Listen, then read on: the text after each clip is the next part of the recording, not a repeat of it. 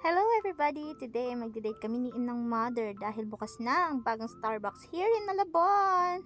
Shucks, umiiwas nga sa gastos. Yung gastos naman yung lumalapit. Kaway-kaway ka pa dyan. Nag-ayan si anak. Tinanong lang ako kung kumain na ako. Pero nagkape lang. Bagong bukas daw kasi ang ano dito. Ang Starbucks. Sabi niya mag-Starbucks daw kami. Bura ako. Bura siya ako. Libre na yan eh. I'm scared. I'm scared, you know.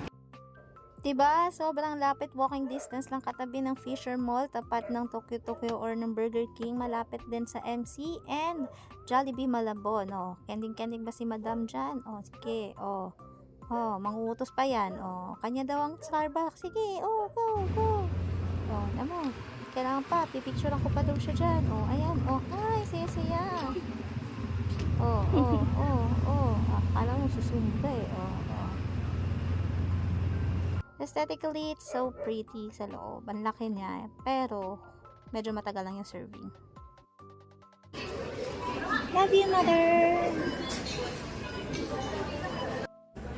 O, pa. Init na siya. O. Sige, Hindi pa yan, Ang sarap talaga ng libre. Agay. O, problemado si Ante. O.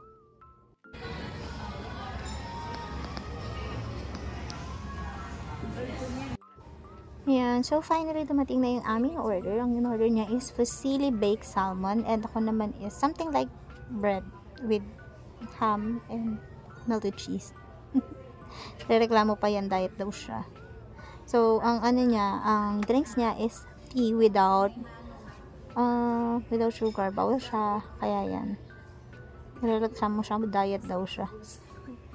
Diet daw butas ng bulsa. Yun mo ikaw nagbayad eh. Kain ka lang dyan.